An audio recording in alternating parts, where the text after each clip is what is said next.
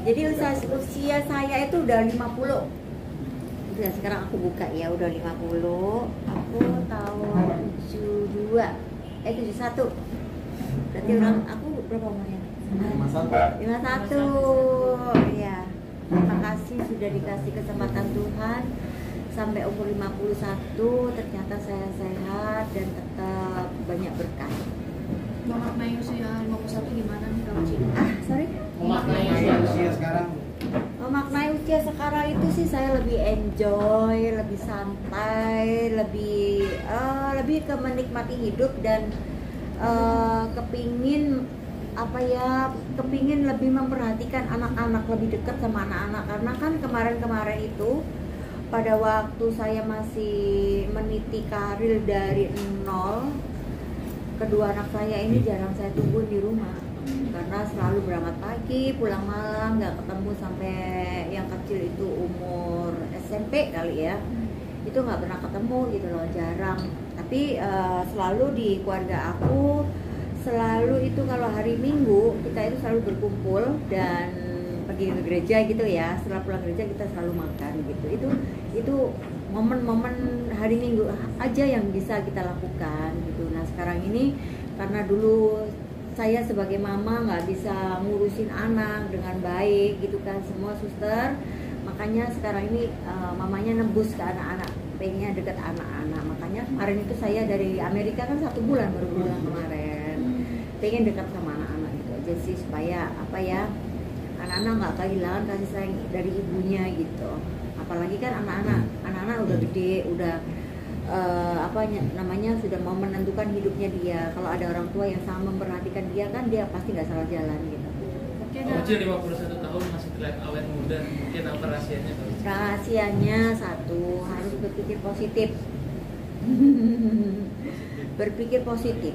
Selalu itu positif thinking selalu dan banyak berdoa dan mengucap syukur, itu yang nomor 1. Saya bangun tidur itu ya yang saya lakukan itu ya berdoa mengucap syukur buat hari ini yang Tuhan masih berikan nafas, terus mengucap syukur atas semuanya yang ada dan selalu minta diberi damai sejahtera setiap hari. Setelah itu ya pikiran kita harus bersih gitu kan, nggak boleh ada pikiran yang jahat sama orang gitu. Itu yang kedua. Yang ketiga ya perawatan.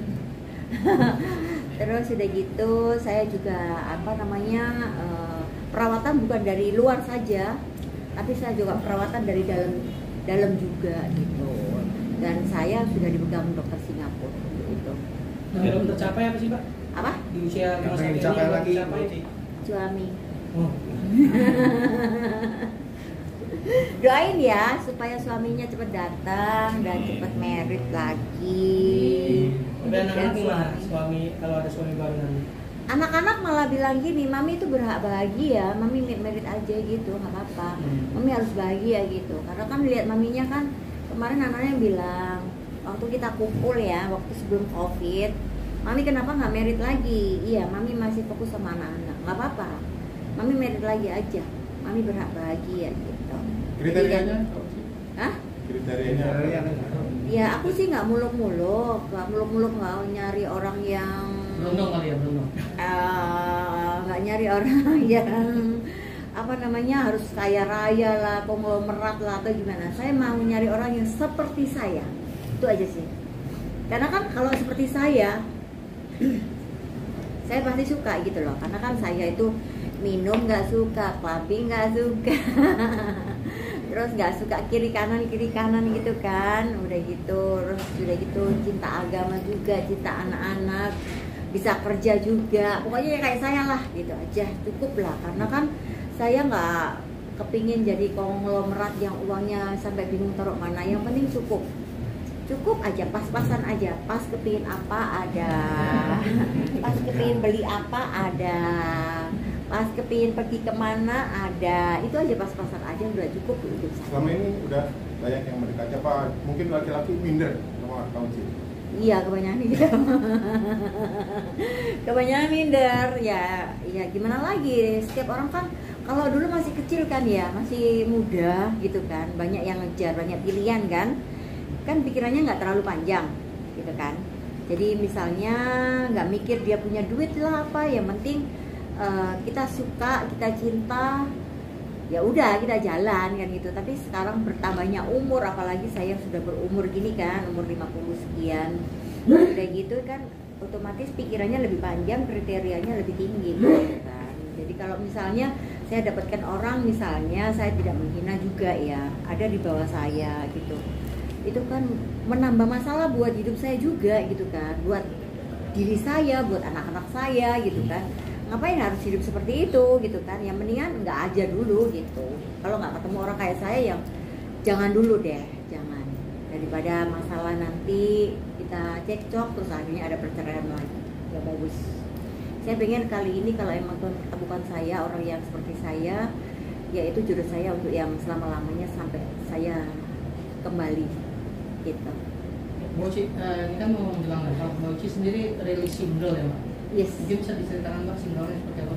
Jadi kemarin itu aku vakum 1 tahun kan nggak nyanyi kan, karena kan ada kasus yang kemarin, kasus hukum itu. Jadi saya break, saya merasa saya nggak layak gitu loh untuk nyanyi, apalagi kan saya nyanyi lagunya kan religi kan ya. Jadi kalau ada kasus seperti itu saya tetap nyanyi, saya merasa nggak layak sendiri gitu.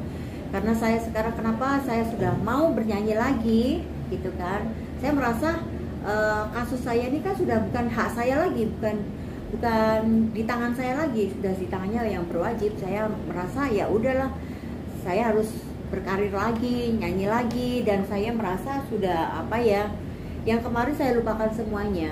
Dan saya merasa kemarin tuh kenapa kok saya nggak nyanyi gitu, karena saya memang shock dan saya tertekan, saya down. Gimana nggak down ya, saya dihina-hinanya kayak gitu, dihina katanya saya nenek-nenek lah, keriput lah, padahal nggak ada yang keriput kan, muka saya masih kencang. Dibilang nenek-nenek, bawa tanah, udah waktunya berdoa aja. Kita tahu sendiri kalau ngomong kan begitu Mbak MZ-nya itu. Terus udah gitu kan saya merasa down, ya udahlah nggak nyanyi. Tapi kembali lagi, kan semua itu sudah melewati itu semua, saya bernyanyi. Dan di lagu ini saya tulis sendiri dengan perjalanan hidup saya selama 1 tahun itu. Judulnya apa? Berjalan bersamamu. Berjalan bersama. Iya, jadi supaya berjalan bersama Tuhan itu ada kekuatan. Berarti nanti lebih tertarik ke lagu-lagu rohani. Tertariknya Iya. ya. Kenapa tertarik lagu rohani? Gini, dari dulu itu sebenarnya saya pengen, itu cita-citanya juga kepingin, ini cita-cita dulu ya, waktu saya masih mengawali hidup, mengawali bekerja dari nol. Pada waktu itu kan saya sering dihina sama orang kan, jadi orang miskin itu kan nggak enak ya. Bukan miskin saya dulu, saya nggak bisa kerja. Saya dulu seorang ibu rumah tangga, taunya shopping. Begitu ada perceraian, saya nggak bisa kerja gitu kan. Apa yang saya lakukan gitu kan, saya ada pabrik tapi nggak bisa jalanin, kan nggak bisa kerja. Akhirnya kan, apalagi ada perceraian, saya dihina banyak orang. Ya pokoknya nggak enak lah, pokoknya banyak dihina orang gitu. Terus sudah gitu kan, dari situ saya kayak bukan mimpi, kayak menghayal suatu hari ketika nanti aku harus jadi orang perempuan yang kaya, cantik, pintar, terus terkenal gitu kan. Terus udah gitu ternyata setelah sekian lama, 5 tahun aku bekerja, aku sukses. 4 ini aku dapatkan, 4 aku dapatkan semuanya gitu kan. Sudah gitu, kenapa aku tertarik bernyanyi pada waktu itu, kejadian 5 tahun yang lalu apa 7 tahun yang lalu, waktu single saya yang pertama itu, saya tuh disakiti orang, sakit banget, karena kan dunia saya itu gelap gitu, seakan-akan udah nggak ada jalan lagi gitu kan. Terus saya berdoa sama Tuhan, apa yang harus aku lakukan Tuhan? Seperti ada suatu bisikan gitu, dia bilang nyanyi gitu, nggak mungkin dong gitu. udah seusia gitu kan ya. 7 tahun yang lalu kan usianya udah 40 sekian kan, udah lewat kan gitu, mana mungkin ada kesempatan lagi untuk bernyanyi gitu kan. Terus akhirnya nyanyi, oh ya udah nyanyi. Akhirnya saya panggil manajer untuk bantu semuanya, untuk nyariin guru lesnya juga, coachnya juga, untuk nyari lagunya juga. Akhirnya timbullah lagu pertama aku itu nyanyi. Akhirnya aku nyanyi. Setelah aku nyanyi itu ternyata aku dipakai sama Tuhan gitu loh. Terus aku bisa pelayanan di mana-mana dengan aku nyanyi, memberikan kesaksian hidup. Jadi kesaksian hidup yang pernah aku alami selama ini itu aku share ke orang-orang sambil aku bernyanyi.